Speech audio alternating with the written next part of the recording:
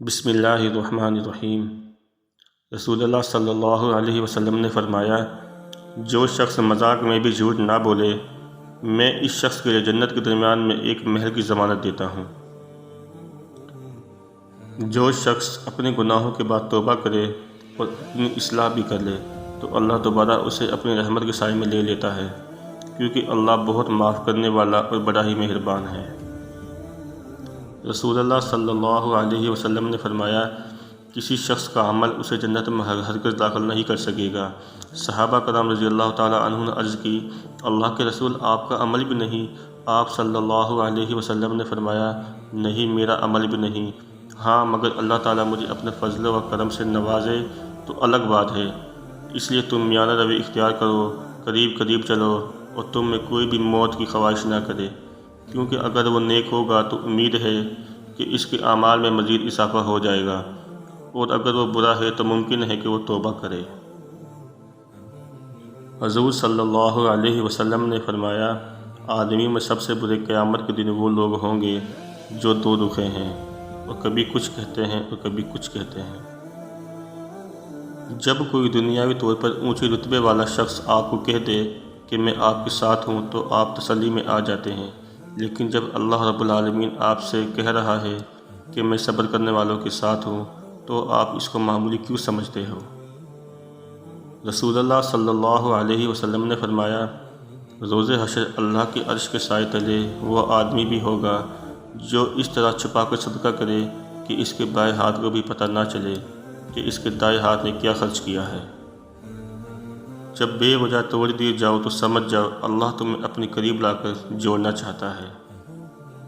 نبی کریم صلی اللہ علیہ وسلم نے فرمایا، کچھ عورتیں ہیں جو کپڑا پہننے والی ہیں مگر وہ برہنہ ہیں، دوسروں کو مائل کرنے والی ہیں اور خود بھی مائل ہونے والی ہیں۔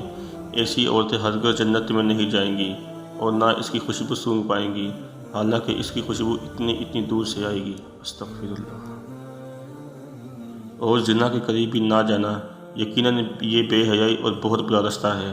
نبی صلی اللہ علیہ وسلم نے فرمایا، زنا کرنے والا حالت زنا میں مومن نہیں رہتا، زانی مرد و عورت کو برہنہ آگ کے تنور میں جلایا جائے گا۔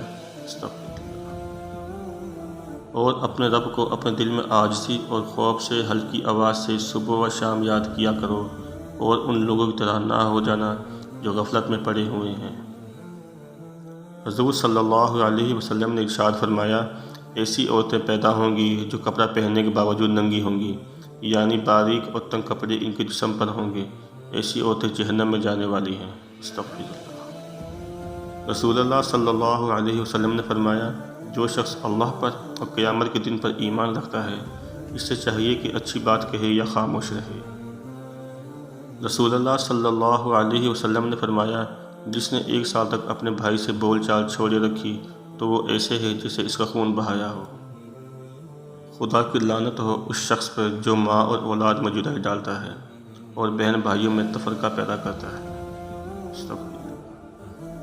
رسول اللہ صلی اللہ علیہ وسلم نے ارشاد فرمایا، جس قوم میں گناہ کے کام کیے جاتے ہوں اور اس قوم کے لوگ ان گناہوں کو روکنے پر قادر بھی ہوں، لیکن اس کے باوجود بھی وہ اللہ کی نافرمانی کو نہ روکیں، تو قریب ہے کہ اللہ جل شانہ ان سب کو عذاب میں گرفتار کر لے۔ علامہ بن القیم فرماتے ہیں، اگر کوئی شخص نبی کریم صلی اللہ علیہ وسلم پر اپنی سانسوں کی مقدار کے برابر بھی درود شریف پڑھے تب بھی وہ آپ کا حق ادا نہیں کر سکتا۔ بے شک حضرت ابو ہریرہ رضی اللہ تعالیٰ عنہ سے روایت ہے کہ رسول اللہ صلی اللہ علیہ وسلم نے ارشاد فرمایا، سورہ بقرہ میں ایک آیت ہے جو قرآن شریف کی تمام آیتوں کی سردار ہے۔ وہ آیت جیسے ہی کسی گھر میں پڑھی جائے وہاں شیطان ہو تو فوراً نکل جاتا ہے، وہ آیت الکرسی ہے۔ رسول اللہ صلی اللہ علیہ وسلم نے ارشاد فرمایا، جب کوئی مسلمان باوضو اللہ کا ذکر کرتے ہوئے سوتا ہے، پھر رات کو کروٹ بدلنے کی وجہ سے جاگ اٹھتا ہے اور اس حالت میں اللہ تعالیٰ سے دنیا و آخرت کی بھلائی کی کوئی چیز مانگتا ہے تو اللہ سبحانہ و تعالیٰ ضرور وہ چیز عطا فرما دیتے ہیں۔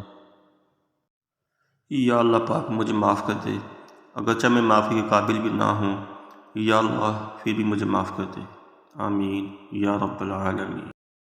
Bell notification, subscribe.